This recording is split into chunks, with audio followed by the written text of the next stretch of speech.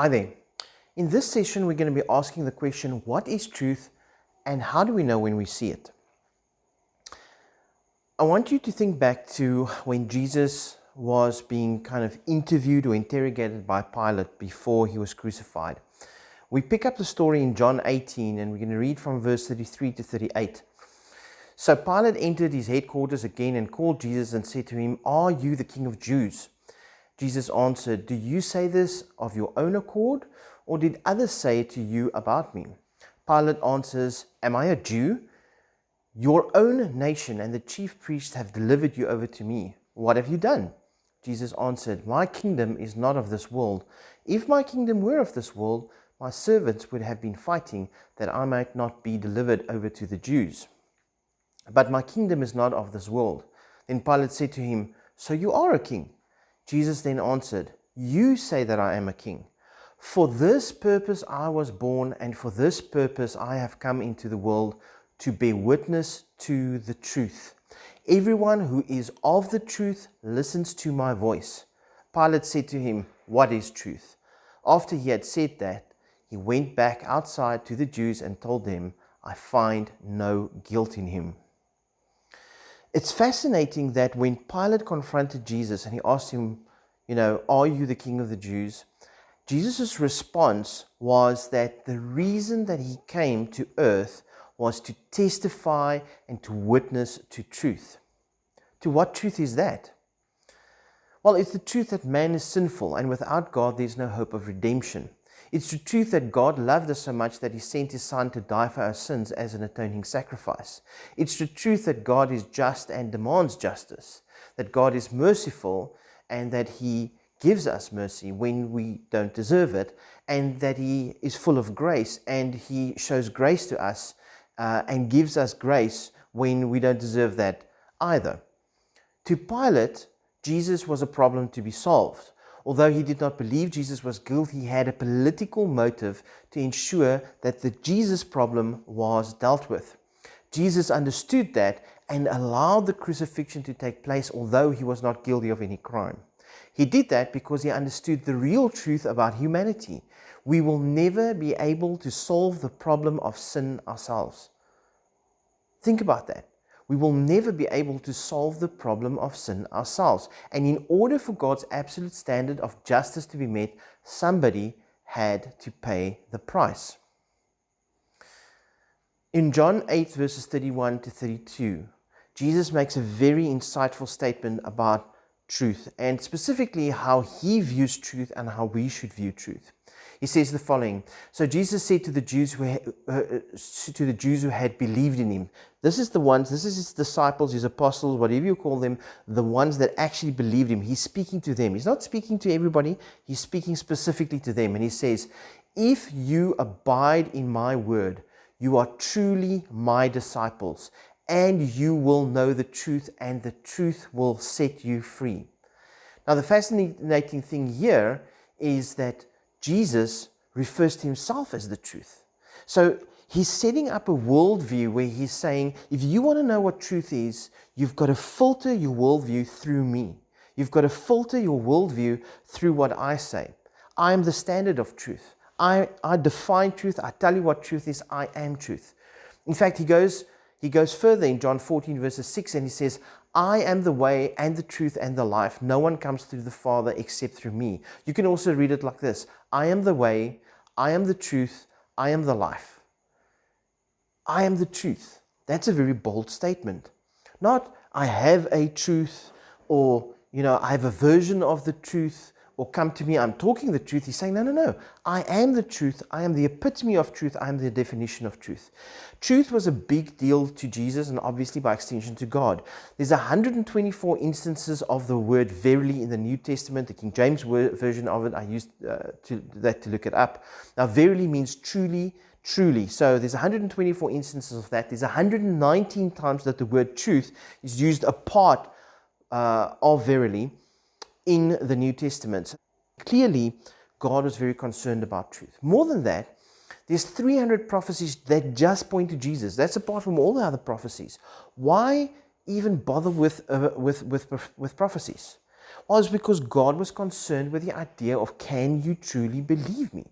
Can you believe that what I say is true? In the Old Testament, it's fascinating that a prophet that claimed to be such, to be a prophet, that made a prophecy that didn't come true, the penalty was death. Why was that? Why was it a capital crime to go and to make a prophecy? I mean, these days, there's certain Christians that come to you and say, I have a prophetic word for you. Now, I'm not trying to insult them. I'm just trying to say that, people use that statement so lightly. And in the Old Testament, there was a heavy fine. I mean, it was like heavy sanctions if you did not speak for God, if you did not, if the prophecy didn't come true.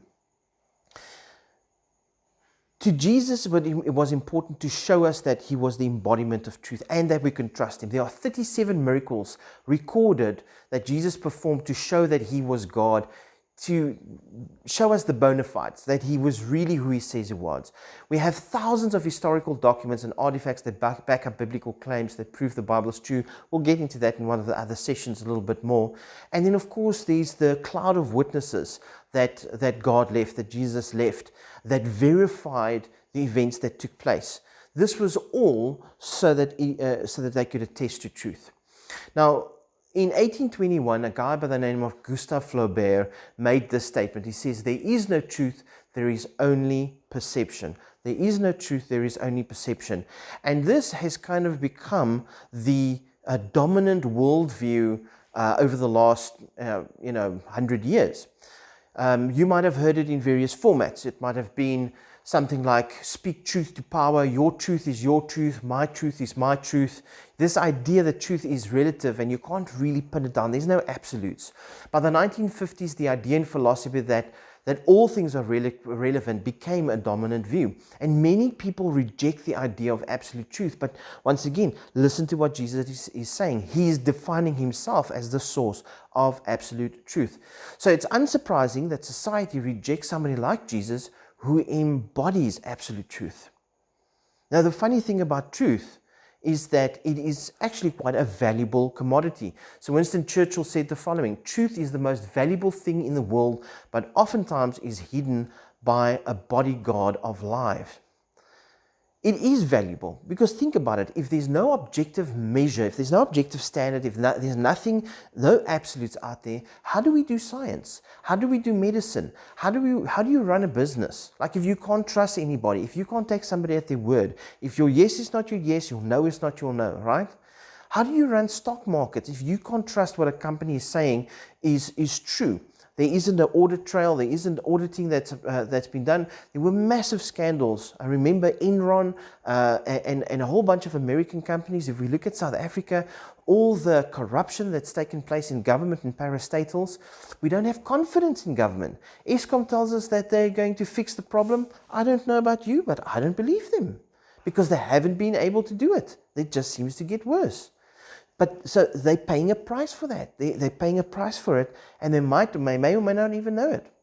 Although there are aspects of truth that depend on your perspective, that does not mean that absolute truth does not exist. You cannot deny the reality of truth without assuming that the category exists. Even if you try to deny it, you must assume that it exists. So, for example, where Gustave Flaubert says there is no truth, there is only perception, he is busy making a truth claim. Do you see that? He's making a proposition. He's making a truth claim. He's saying there is no truth, but that in of itself is a truth claim. He is claiming that there is truth in his statement. So it means that it's a self-refuting statement. Have a look at this flower over here. What color is this daisy? Think about this. This shouldn't be rocket science. You know what the answer is? The answer is blue. Do you believe me? Well, the answer is blue. I'm telling you the answer is blue. I'm telling you the answer is blue because my truth is my truth. The answer is blue. This daisy is blue. Let me show you. There's a daisy. It's not exactly the same daisy, but you can see there that daisy is blue. What's the difference? Well, the difference is the daisy that you're looking at now, that photo was taken under ultraviolet light. So I can now be very clever and I can say to you, truth is relative. From my perspective, the daisy is blue because I was looking at it under ultraviolet light.